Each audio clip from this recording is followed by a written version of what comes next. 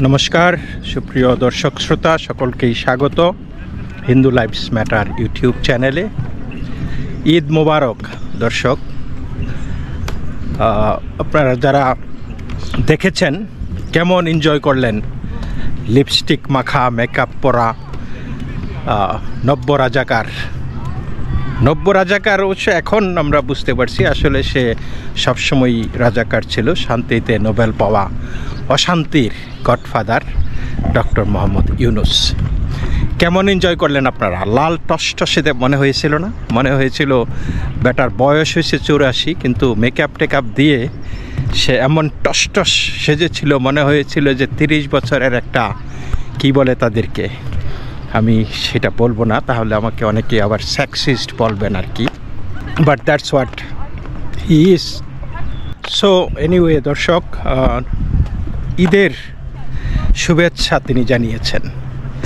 তো সেটা কি ঈদের শুভেচ্ছার মধ্যে সীমাবদ্ধ ছিল? তার বক্তৃতাটা নর্মালি আমরা যেটা জানি আর কি, ধর্মের সাথে নাকি রাষ্ট্রকে মিলাতে নাই, ধর্মের সাথে নাকি রাজনীতিকে মিলাতে নাই। যদিও মানে রাজনীতি ধর্মের সর্বত্র ওতপ্রোতভাবে জড়িত, তারপরেও মানুষ একটা ইনভিজিবল লাইন, একটা ইনভিজিবল সেপারেশন মেনটেন করে ধর্মের সাথে রাজনীতি না মিলাইয়ার চেষ্টা করে আর কি। কিন্তু ইউনুস কিন্তু সব কিছু ভেঙে দিয়েছে, একদম পুরা দস্তুর রাজনীতিবিদের মতো তিনি একটি বক্তৃতা দিয়েছে ঈদের দিনে, ঈদের উপলক্ষে, এবং সেইখানে তিনি তার চরম দাম্ভিকতা প্রকাশ করেছেন। এবং এই যে এতদিন তিনি বলে আসছিলেন যে এগুলি নাকি গুজব ছড়ানো হচ্ছে, যে বন্দর নাকি বিদেশিদেরকে দিয়ে দেওয়া হচ্ছে, এগুলি একটা গুজব। কিন্তু এখন আবার তিনি বলতেছেন যে তার সরকার চেষ্টা করে যাচ্ছে বন্দর দেওয়ার জন্য, এবং জনগণকে বলেছে এটাকে তাদের এই সরকারের বন্দর পরিচালনার বিষয়টিকে সমর্থন জানানোর জন্য, এবং বলেছে যে এই বন্দরের যারা বিরোধিতা করে তাদেরকে প্রতিহত করার জন্য। চিন্তা করেছেন কি দাম্ভিক একটি সরকার! একটি ভোটের বিনিময়েও কিন্তু এই সরকার আসে নাই, উড়ে এসে জুড়ে বসেছে একটা মেটিকুলাস প্ল্যানের মধ্যে, একটা সরকারকে ফেলে দিয়ে জঙ্গিদের কাঁধে ভর করে এই ইউনুস কিন্তু এসেছে। এবং এই ইউনুস এসে বলতেছে যে যারা নাকি জনগণের স্বার্থে, দেশের স্বাধীনতা সার্বভৌমত্বের স্বার্থে কথা বলে বা তার সরকারের বিরোধিতা করে, তাদেরকে প্রতিহত করার জন্য। আসুন আমরা দেখি কারা এই বন্দর বিদেশিদের হাতে তুলে দেওয়ার বিরোধিতা করেছে। প্রথম যেই বিরোধিতা সেটা হয়েছে বিএনপি, এবং এই বিএনপির নেতৃত্বের বাংলাদেশের অধিকাংশ রাজনৈতিক দল। সুতরাং যখন আপনি বাংলাদেশের অধিকাংশ রাজনৈতিক দলের কথা বলবেন, তাহলে আপনাকে বলতে হবে যে বাংলাদেশের অধিকাংশ জনগণের প্রতিনিধিত্বকারী দলগুলি, অর্থাৎ জনগণের বিরোধিতা করেছে বাংলাদেশের সেনাবাহিনী। শুধু সেনাপ্রধান ওয়াকারুজ্জামান না, সেই সেনাবাহিনীর 3 বাহিনীর প্রধান, এবং একই সাথে যখন সেনাবাহিনীর পক্ষ থেকে যখন সেনাপ্রধান বক্তব্য দেন, সেই বক্তব্য কিন্তু সকল সেনাবাহিনীর বক্তব্য। অর্থাৎ ইউনুস যে ডাক দিয়েছেন প্রতিহত করার, তাহলে কাকে প্রতিহত করার ডাক দিয়েছেন? তিনি বিএনপিকে প্রতিহত করার ডাক দিয়েছেন, তিনি সেনাবাহিনীকে প্রতিহত করার ডাক দিয়েছেন। আপনি যখন সেনাবাহিনীকে প্রতিহত করার কথা বলবেন, তার মানে কি? তার মানে হলো আপনি সেনাবাহিনীর ওপর আপনার কোনো আস্থা নাই, আপনার বাংলাদেশে মিলিশিয়াদের কাঁধে মিলিশিয়াদের ওপর শক্তির ওপর ভর করে আপনি টিকে থাকতে চান, আপনার ক্ষমতা কুক্ষিগত করতে চান। এবং সেই মিলিশিয়া কারা? সেই মিলিশিয়া হলো জঙ্গিরা। মিলিশিয়া মিন্স অস্ত্রধারী সংগঠিত বাহিনী, এবং মিলিটারির বাইরে বাংলাদেশে অস্ত্রধারী সংগঠিত বাহিনী কারা আছে? সেটা হলো জঙ্গিরা। এই জঙ্গিদের কাঁধে ভর করে আজকে দেখছেন অনবরত বাংলাদেশে এই মুহূর্তে সাধুসন্ত, মুক্তিযুদ্ধের সপক্ষের শক্তি, প্রগতিশীল মানুষ, তাদেরকে কিন্তু এই সরকার জেলে পড়ছে, ধরে ধরে জেলে পড়ছে। কোনো মামলা লাগে না। আর মামলা হওয়া তো কোনো বিষয় না, মামলা তো অবলীলায় হয়ে যায়। শত শত মানুষের নামে মামলা হয়ে যাচ্ছে অটোমেটিক। আর ছাড়া পাচ্ছে কারা? আমরা কিন্তু এই 5ই আগস্টের পর থেকেই দেখেছি ছাড়া পাওয়ার হিড়িক। আমরা দেখেছি জেল ভেঙ্গে হাজার হাজার জঙ্গি তাদেরকে মুক্তি দিয়ে দেওয়া হয়েছে। সেইখানে সরকারি অস্ত্রাগার লুট করে হাজার হাজার অস্ত্র, লক্ষ লক্ষ অ্যামুনিশন তারা কিন্তু নিয়েছে, তারা কিন্তু ব্যাহাত করেছে। সো তারপরে আমরা দেখেছি যে এই সরকার শীর্ষ সন্ত্রাসীদেরকে ছেড়ে দিচ্ছে। তো এদেরকে শুরু থেকেই আমরা এই জিনিসটা দেখে আসছি। আর জেলে ভরতেছে মুক্তিযোদ্ধাদেরকে, প্রগতিশীল শক্তির মানুষকে। এবং আমরা দেখেছি এই যে রাজাকারদেরকে ছেড়ে দিতে, সর্বশেষ যেটা এটিএম আজহারুল, যিনি নাকি প্রায় 1200 মানুষকে হত্যা করেছে, 250 নারীকে ধর্ষণ করেছে, বহু নারীকে অপহরণ করেছে, এবং সেই লোক, এবং তার মৃত্যুদণ্ড হয়েছিল, সেই মৃত্যুদণ্ডপ্রাপ্ত সেই জঙ্গিকে ইউনূস কিন্তু ছেড়ে দিয়েছে। সো এতে করে কি বোঝা যায় যে তার যখন এই ধরনের একজন সরকারের কর্মকাণ্ড হয়, তাহলে সেই সরকার যে সেনাবাহিনীর ওপর কোনো ভরসা করবে না, এবং সেই সরকার যে অলরেডি জঙ্গিদেরকে বলিয়ান করে দিয়েছে, এইটা কিন্তু বলার অপেক্ষা রাখে না। সো সে বলতেই পারে সেনাবাহিনীকে প্রতিহত করো, সে বলতেই পারে বিএনপিকে প্রতিহত করো। তারপরে নির্বাচন নিয়ে কথা বলেছে। সেই কি বলে, মানে বিচার মানি তাল গাছ আমার, তুমি যাই বলো না কেন দিন শেষে সেই তাল গাছটা আমার। সেই রকমই তিনি কথা বললেন।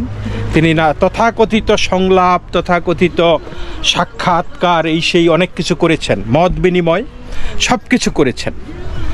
এবং সেই সাক্ষাৎকারে, তার সাথে সংলাপে, বাংলাদেশের 2টা বা 3টা দল বাদে বাকি সব দল তারা বলেছে যে ডিসেম্বরের মধ্যেই নির্বাচন দিতে হবে। কিন্তু এই মহাজন সুদী রাজাকার ইউনূস কি বলেছে জাপানে গিয়ে তিনি একটা বার্তা দিয়েছিলেন যে কোনো একটা দল বাদে আর কোনো দল তো নির্বাচন চায় না ডিসেম্বর মাসে। তাহলে তিনি যেই বার্তাটা দিলেন, তাহলে তিনি কি ওই বিএনপিকে ছাড়া, মানে বিএনপি একটা দল, অর্থাৎ বিএনপি ছাড়া আর বাকিগুলি, মানে যারা নাকি নির্বাচনের পক্ষে, সেই দলগুলিকে তিনি দলই মনে করেন না, তাই তো? সেই দলই তিনি মনে করেন না। আর যারা নাকি বলেছে নির্বাচনের বিপক্ষে, সেটা হলো জামাত, এনসিপি। তো তার সাঙ্গপাঙ্গ 3-4টা দল আছে।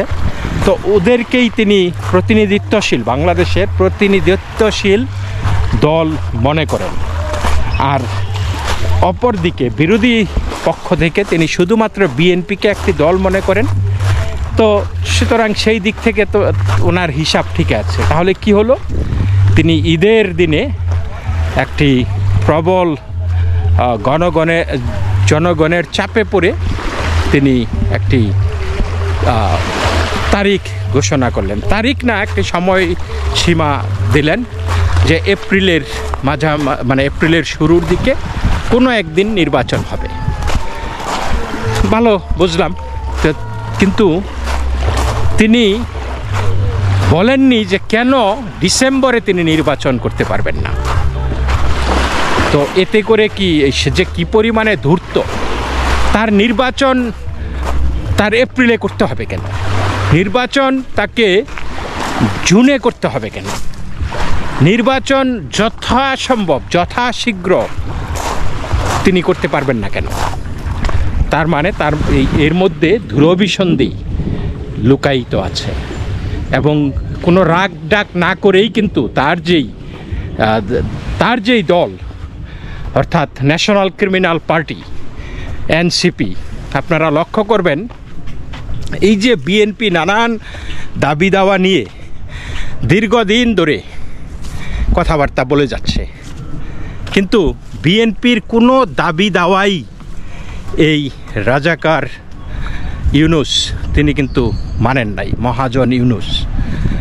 কিন্তু যখনই আমরা বারবারই দেখেছি, যখনই জামাতের থেকে কোনো দাবি দেওয়া আসে, যখনই ন্যাশনাল ক্রিমিনাল পার্টি থেকে কোনো দাবি দেওয়া আসে, তখনই সেই দাবি দেওয়াটা বাস্তবায়িত হয়ে যায়।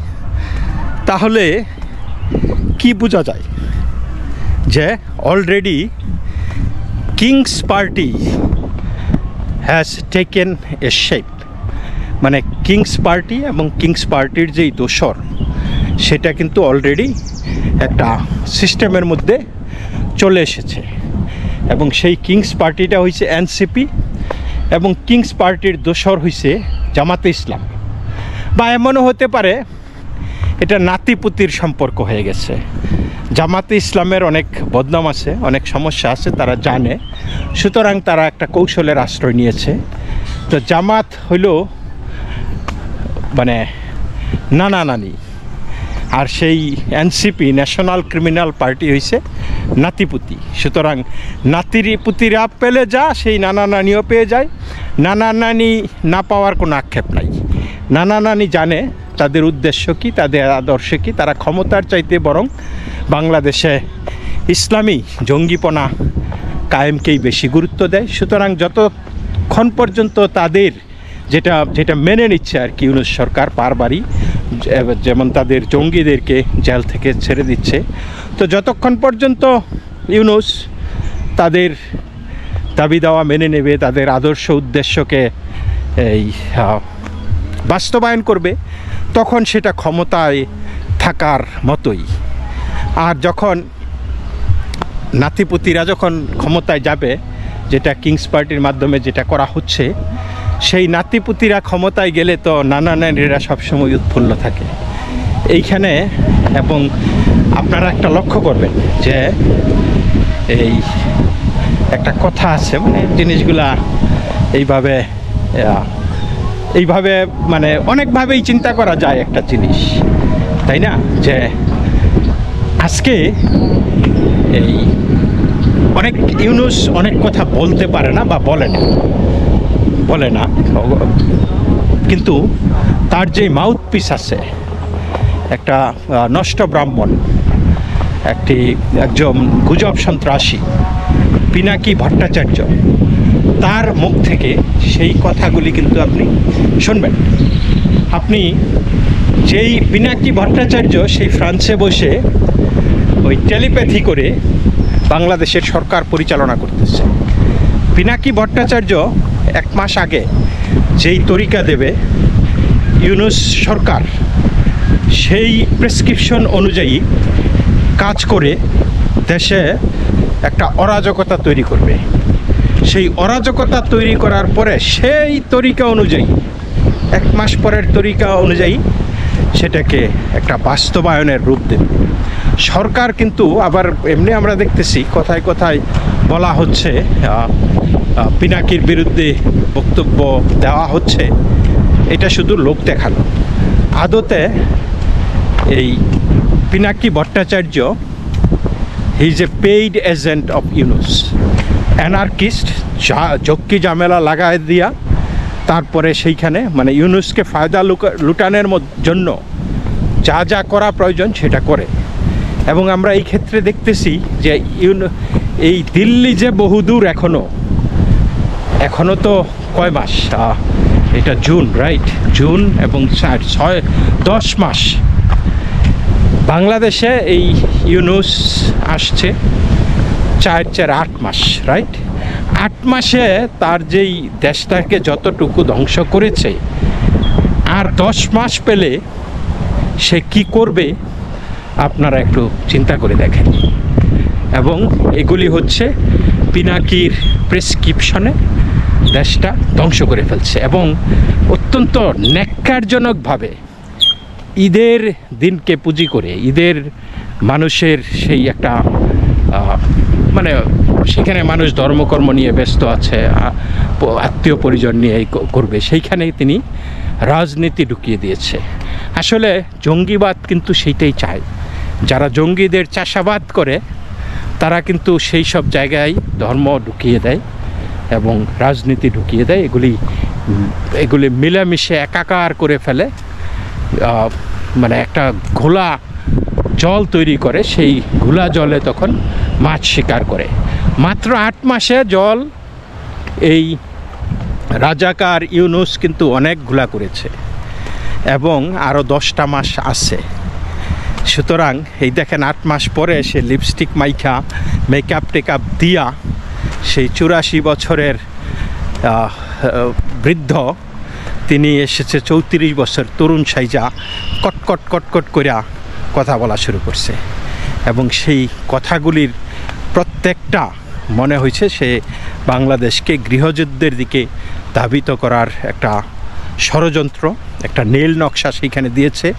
এবং নির্বাচন যে এপ্রিলে হবে সেটা নিয়ে আপনারা খুব একটা আমোদিত হওয়ার কোনো কারণ নাই, কারণ এইখানে ঘটনা ঘটার মতো অনেক পরিস্থিতি তৈরি হইতে পারে আর কি। ইউনুস যে কী পরিমাণে একটা বিশাল ধাপ্পাবাজ সেটা যদি আপনারা না জানেন তাহলে আপনাদেরকে আরেকটা উদাহরণ দিই। সেই উদাহরণটা হইল, সে যখন ক্ষমতা দখল করছে রোহিঙ্গাদের নিয়ে কিন্তু অনেক কথাবার্তা বলছে, অনেক আশার বাণী শুনিয়েছে আপনাদেরকে। বলেছে যে ঈদের আগে নাকি রোহিঙ্গাদেরকে তাদের দেশে ফেরত পাঠানো হবে এবং রোহিঙ্গারা সেইখানে ঈদ করবে। তো ঈদ কিন্তু 2টা চলে গেল। তো এর মধ্যে 1,70,000 রোহিঙ্গা আরও আসছে বাংলাদেশে, একটাও যায় নাই কিন্তু। এবং এই রোহিঙ্গাদের কিন্তু ফান্ডিং মোটামুটি চারিদিক থেকে বন্ধ হয়ে আসতেছে এবং এই রোহিঙ্গারা এখন বাংলাদেশের গলার ফাঁস। কারণ বাংলাদেশের মানুষই খাইতে পারে না, এখন রোহিঙ্গাদেরকে খাওয়াইতে হবে। এবং রোহিঙ্গারা অলরেডি পাসপোর্ট করে বাংলাদেশের বিভিন্ন জায়গায় কিন্তু ঢুকে পড়তেছে। তো এই হলো ইউনুসীয় বয়ান। এবং এখন এই রোহিঙ্গাদের তিনি বলেছেন যে আগের সরকারের আমলে নাকি রোহিঙ্গাদের নিয়ে কেউ কোনো কথাই বলতো না, মুখ ফুরিয়ে নিয়েছিল সারা বিশ্ব। এখন সারা পৃথিবীতে রোহিঙ্গা সমস্যাই নাকি প্রধান সমস্যা হিসাবে দেখতেছে। তো কোন জগতে বাস করে ইউনুস?